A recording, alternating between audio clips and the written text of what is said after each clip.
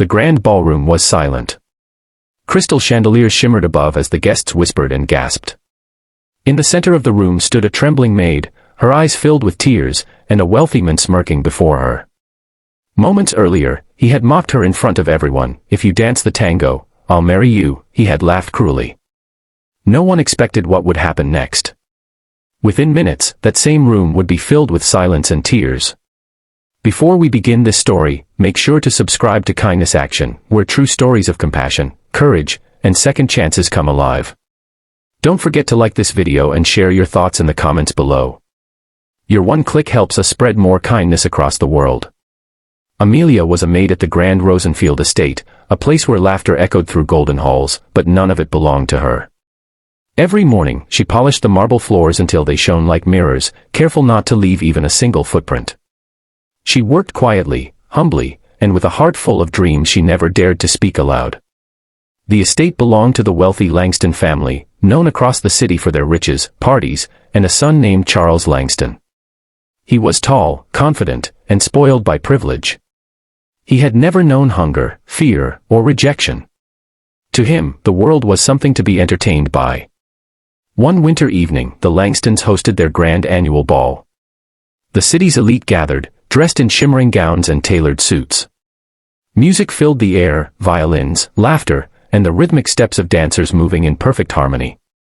Amelia worked quietly in the background, refilling drinks and picking up forgotten napkins. As the night went on, a few of the guests noticed Amelia's quiet beauty, her soft eyes, the grace in her movements even as she worked.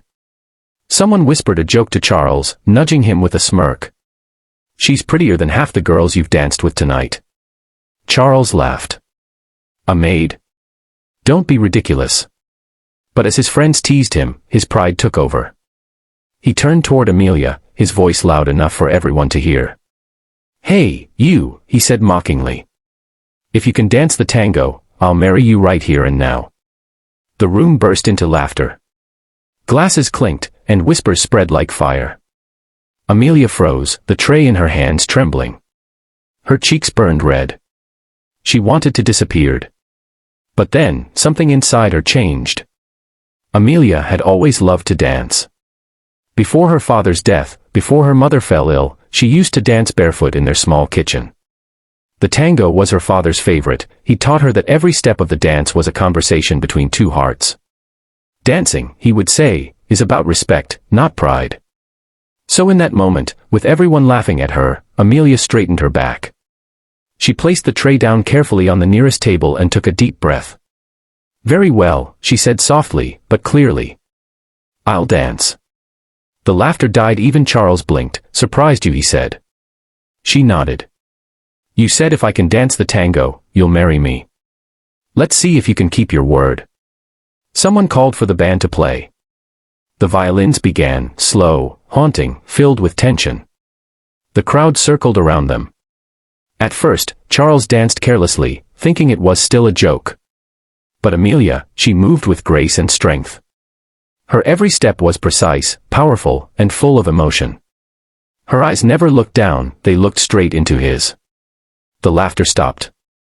The guests fell silent as they watched something unexpected unfold. Amelia wasn't just dancing, she was telling a story. A story of pain, courage, and dignity. As the music swelled, Charles found himself losing his arrogance.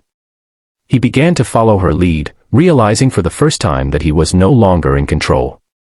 It wasn't a maid before him anymore, it was a woman who had known struggle, loss, and love deeper than anything he had ever felt.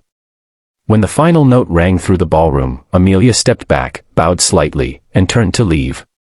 The crowd erupted, not with laughter, but with applause. Tears shone in more than a few eyes. Charles stood frozen. He could barely speak. He felt something strange, shame. He ran after her as she headed toward the servants' hall. "Amelia," he called softly. "Wait." She stopped but didn't turn. "Wasn't the dance enough, sir?" she asked, her voice steady. He swallowed hard. "I owe you an apology," he said. "I was wrong, terribly wrong." Amelia looked at him then. "People with kind hearts never mock others," she said. "You have the power to make people feel small, or make them feel seen. You chose the first." Her words pierced him deeper than any scolding could. That night, Charles couldn't sleep. He thought about her courage, her strength, and the kindness in her eyes, even after he'd humiliated her.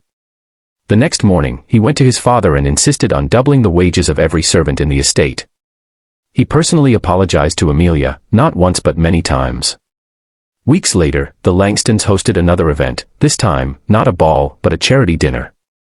Charles stood before hundreds, speaking about humility and compassion. He told the story of the maid who taught him what true grace was, not in dance, but in heart. Amelia didn't stay a maid forever. With Charles's help, and her own determination, she opened a small dance school for underprivileged children. She named it Steps of Kindness. And yes, Charles kept his promise, though not the way he first meant it. A few years later, he did marry her. Not as a joke, but as a man who had learned the meaning of love built on respect and kindness. Kindness doesn't always come wrapped in wealth or power. Sometimes, it shines through the quiet strength of someone the world overlooks. Amelia's courage changed more than one man's heart. It reminded everyone that dignity is priceless, and kindness can transform even the coldest souls. So next time you have a choice, to mock or to uplift, to laugh or to help, choose kindness. Because one small act of compassion can ripple through countless lives, just like Amelia's dance. If this story touched your heart, don't forget to like, share, and subscribe to Kindness Action, where true stories of humanity remind us that kindness always wins.